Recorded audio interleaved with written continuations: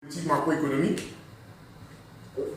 Voilà, tu as parlé de suivi de la politique monétaire aussi.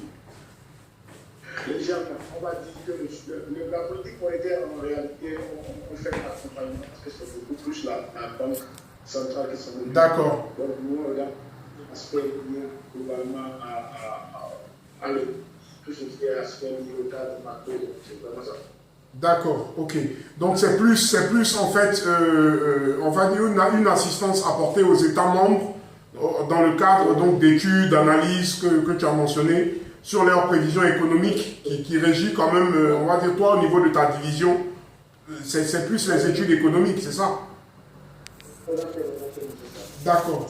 Ok, alors ma question pour développer un peu notre entretien, c'est de savoir si, en termes d'impact, quant aux prises de décision donc des gouvernements sur des politiques économiques, les études effectuées par la commission de l'UEMOA servent, on va dire, de cadre d'intervention dans la plupart du temps pour des décisions de haut niveau concernant par exemple la hausse ou la baisse des taux d'intérêt, concernant la fixation peut-être des prix sur certains marchés, concernant par exemple le positionnement sur les marchés financiers. Est-ce que l'UEMOA joue un rôle accru en ce sens?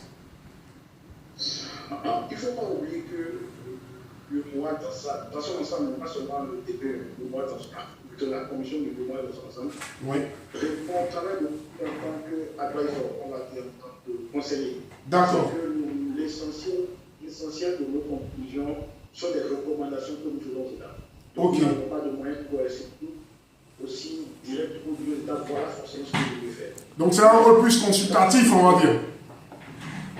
Bon, mais grâce à la surveillance multilatérale, par exemple, au moins on sait qu'au niveau des politiques macro, oui. on agit directement. Il faut voir un déficit budgétaire. Aux États, on n'arrive pas de dépasser 3% de déficit budgétaire, même s'ils le dépassent, ils savent qu'ils sont en porte-à-faux avec les accords qu'ils ont signés. De la même manière, on regarde l'endettement des États et on regarde un peu le taux d'inflation sur la situation des prix.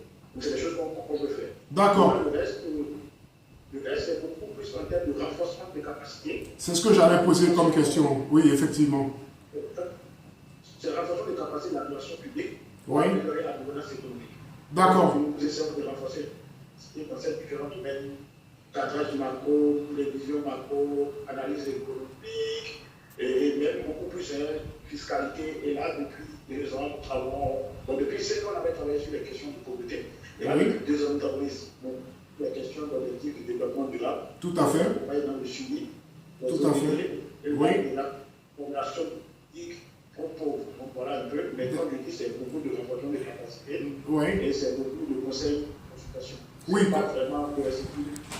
Tout à fait, c'est bien saisi. Et je suppose que vous intervenez quand même de façon transversale aussi par rapport aux autres départements qui vont traiter de l'agriculture, de l'énergie ou de l'environnement, sachant que ces domaines-là quand même contiennent aussi, on va dire, des prérequis économiques qui en termes d'études, d'analyse, donc qui interviennent dans leurs propres activités.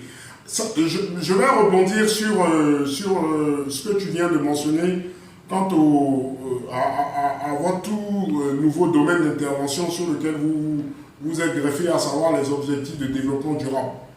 Nous avons, et ça va être la dernière question avant de te libérer parce que je sais que tu es très occupé, nous avons récemment lancé, si tu veux, une réflexion sur la gestion de l'après-Covid 2019 dans nos États, c'est-à-dire dans notre espace régional, en termes d'enjeux et de challenges pour justement continuer d'assurer la promotion de ces 17 objectifs de développement durable qui ont été institués depuis 2015 à la suite des objectifs du millénaire pour le développement, comme tu le sais. Alors, ma question, c'est de savoir comment toi tu prévois ou comment tu anticipes sur la réponse multisectorielle de nos États dans un contexte après Covid pour continuer toujours la poursuite de ces objectifs durables de développement durable.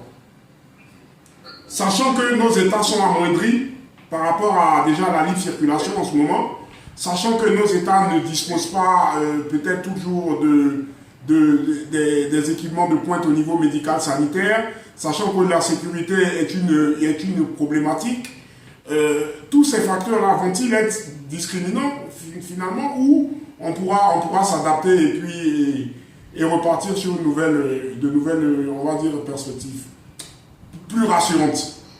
D'accord.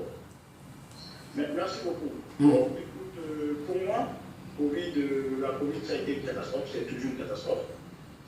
On ne sait pas quand ça va finir. Mais en même temps, c'est une formidable opportunité.